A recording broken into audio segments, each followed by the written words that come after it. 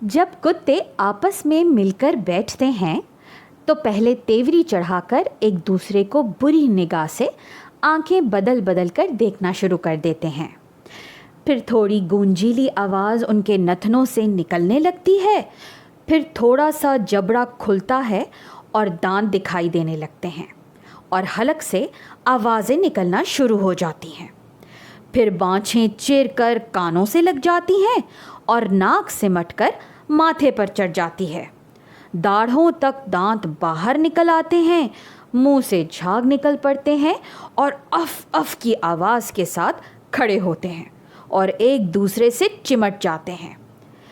उसका हाथ एक के गले में और उसकी टांग उसकी कमर में, इसका कान उसके मुंह में और उसका टेंटवा उसके जबड़े में। इसने उसको काटा और उसने इसको पछाड़ कर भंभोड़ा। जो कमज़ोर हुआ दुम दबाकर भाग निकला।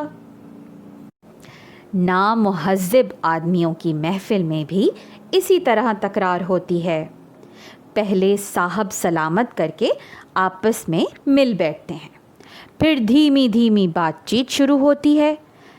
एक कोई बात कहता है, दूसरा बोलता है, वाह यूँ नहीं है, तुम क्या जानो। पहला बोलता है, अरे तुम क्या जानो। दोनों की निगाह बदल जाती है, तेवरी चढ़ जाती है, रुख बदल जाता है, आंखें डरावनी हो जाती हैं, बाछें चिर जाती हैं, दांत निकल पड़ते हैं, थूक उड़ने लगता है, बाछों तक कफ भर आते हैं, सांस जल्दी जल्दी चलता है, रगें तन जाती हैं, आँख नाक भवें और हाथ अजीब अजीब हरकतें करने लगते हैं। अफ अफ की आवाज़ें निकलने लगती हैं। आस्तीन चढ़ा हाथ फैला, इसकी गर्दन उसके हाथ में और उसकी दाढ़ी इसकी मुट्ठी में, लपाटगी होने लगती है। किसी ने बीच बचाव करके छुड़ा दिया तो गुर्राते हुए एक इधर एक उधर चला गया। अगर कोई बीच बचाव करने वाला ना हुआ तो कमज़ोर ने पिट कर कपड़े झाड़ते सर सहलाते अपनी राह ली। जिस कदर तहज़ीब में तरक्की होती है, इसी कदर इस तकरार में कमी होती है। कहीं गुरफिश होकर रह जाती है, कहीं तू तिकार तक नौबत आ जाती है, कहीं आंखें बदलने और नाक चढ़ाने और जल्दी जल्दी सांस चलने ही पर खैर गुजर जाती है। मगर इनमें किसी न किसी कदर कुत्तों की मजलिस का असर पड़ जाता है। बस इंसान को लाजिम है कि वो अपने दोस्तों से कुत्तों की तरह बहस व तकरार करने से परहेज़ करे। इंसानों में इख्तिलाफ राय ज़रूर होता है और इसके परखने के लिए बहस व मुबाहिसे की कसौटी है।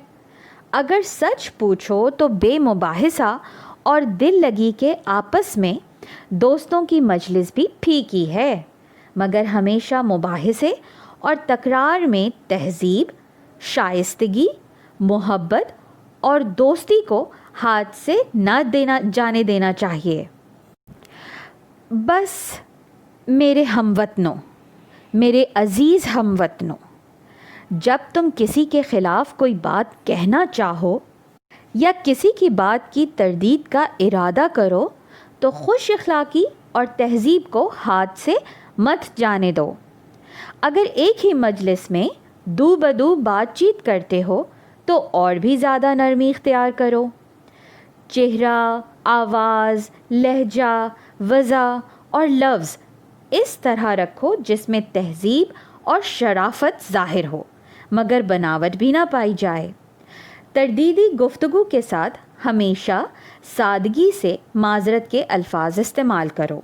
मसलन, ये मेरी समझ में नहीं आया, या शायद मुझे धोखा हुआ, या मैं गलत समझा।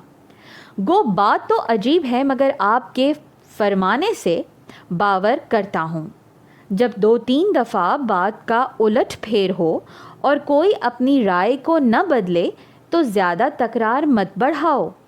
ये कहकर मैं इस बात को फिर से सोचूंगा या फिर ख्याल करूंगा, झगड़े को हंसी खुशी ख़त्म कर दो।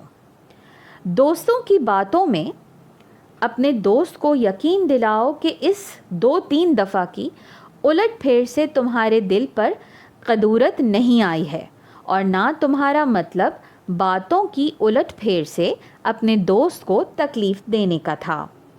جھگڑا یا شبہ زیادہ دنوں تک رہنے سے دونوں کی محبت میں کمی ہو جاتی ہے اور پھر رفتہ رفتہ دوستی ٹوٹ جاتی ہے۔ اور ایسی چیز جیسے کہ دوستی ہاتھوں سے جاتی رہتی ہے۔ جب تم ایسی مجلس میں ہو جہاں مختلف رائے کے آدمی بیٹھے ہوں تو جہاں تک ممکن ہو جھگڑے اور تکرار اور مباحثے کو مت آنے دو۔ جب تقریر بڑھ جائے تو دونوں کو ناراض کر دیتی ہے اور تیزی اور زور سے تقریر ہونے لگتی ہے۔ جس قدر جلد ممکن ہو اس کو ختم کرو اور آپس میں ہنسی مذاق کی باتوں سے دل ٹھنڈا کر لو۔